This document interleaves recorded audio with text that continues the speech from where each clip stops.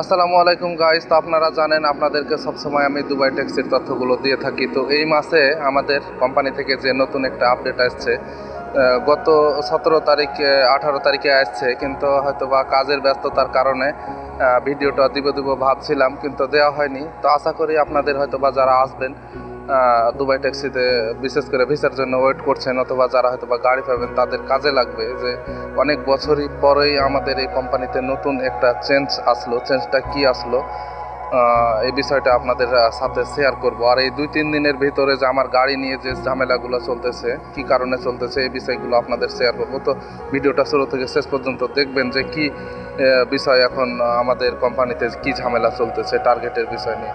তো গত 17-18 তারিখে যে আপডেটটা দিয়েছিল, 21 তারিখ থেকে, এই মাস আজকে 23 তারিখ, তো 21 তারিখ থেকে চলতেছে আমাদের টার্গেট আগের তুলনায় সব কিছুই চেঞ্জ হয়ে গেছে।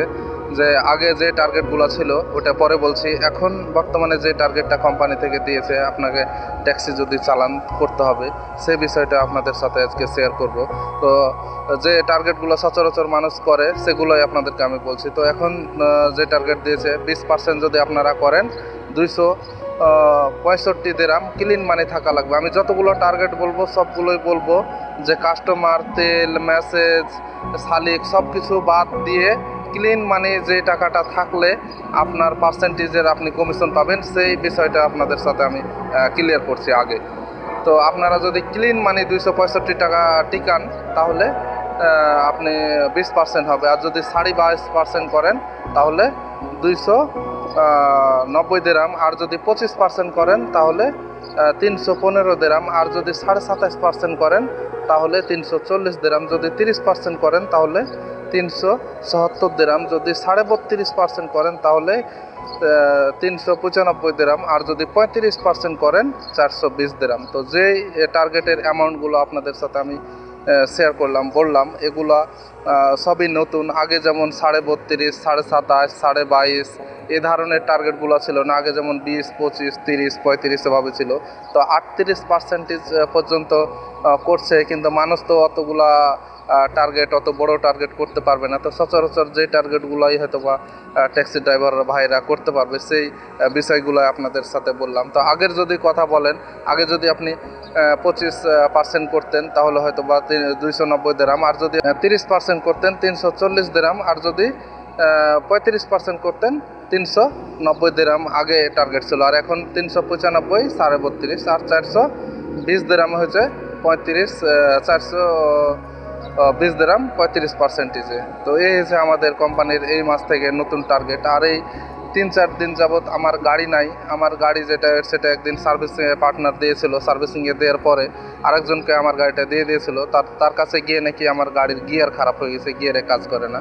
তো কোম্পানিতে মেনটেন্যান্সে জমা করছে, আজ 5-6 দিন হয়ে গেল, কোনোভাবেই বের হচ্ছে না। কোম্পানি থেকে যে ছুটি কাটাবো, ছুটিও দেয় না। এখন প্রচুর পরিমাণে গাড়ি, সবাই দেশে গেছে ছুটিতে, এই কারণে প্রচুর গাড়ি ছুটি দেয় না। তো আজকে অনেক কষ্টের বিনিময়ে ছুটি লইছি। তো কয়েকদিন স্ট্যান্ড বাই গাড়ি চালাইলাম। স্ট্যান্ড বাই গাড়ি যেভাবে দেয়, হয়তো বা কেউ ছুটিতে গেছে, বা হয়তো বা কেউ অসুস্থ, অথবা কারো আরটিএ পারমিট ক্লাস আছে, সেই গাড়িগুলো কিরুমে যখন জমা হয় চাবি, ওই গাড়িগুলো বা আমাদেরকে স্ট্যান্ড বাই হিসাবে দেয় একদিন চালার জন্য।